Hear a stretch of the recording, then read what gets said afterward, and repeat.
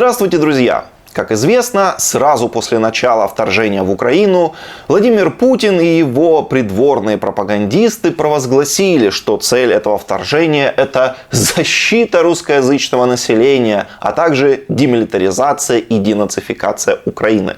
Но со временем российская пропаганда совершенно уже перестала стесняться и теперь уже открытым текстом пишет, что настоящая цель вторжения была просто в том, чтобы захватить и разграбить регионы Украины. То есть это банальная оккупация и разграбление украинских областей. К примеру, сейчас российская армия готовится к возможному отступлению из Херсона. И под этим предлогом город просто грабят, вывозя оттуда все, что только можно. А российские пропагандисты открыто призывают к мародерству и краже культурных ценностей из херсонских музеев.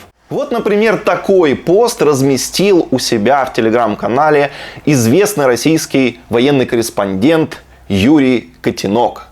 «Я не знаю о планах военного командования, будет ли оно оставлять Херсон или превращать его в крепость, но в любом случае я полагаю необходимым в случае оставления города или в случае боев за город провести из Херсона эвакуацию, как они пишут, да, культурных ценностей.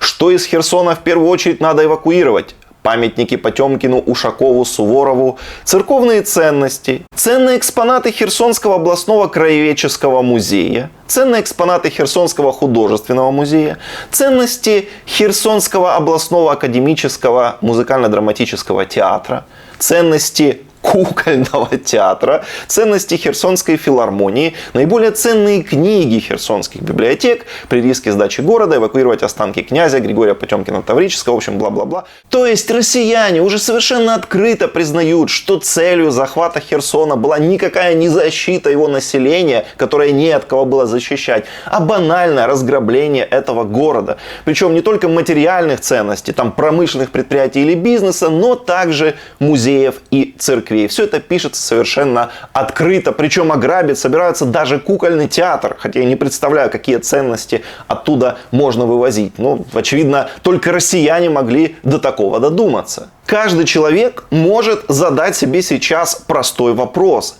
Ведут ли себя так освободители и защитники? Люди, которые действительно сражаются за правое дело.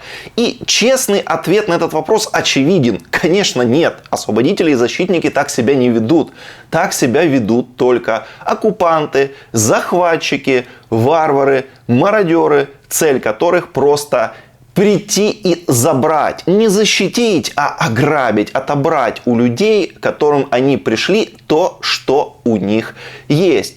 И вот эту простую истину нужно уяснить всем, кто ждал Россию, да, кто имел какие-то иллюзии по поводу того, что там вот придут какие-то российские защитники. Вот теперь эти люди просто должны посмотреть, что происходит, и понять, что это и есть цели Москвы, и никаких других целей у нее никогда не было. Когда-то во время Второй мировой войны именно так на захваченных территориях Украины и не только Украины, других государств вели себя гитлеровцы. Вот они тоже грабили музеи, вывозили культурные ценности. Самый известный, наверное, пример, ну, по крайней мере, на постсоветском пространстве, это янтарная комната.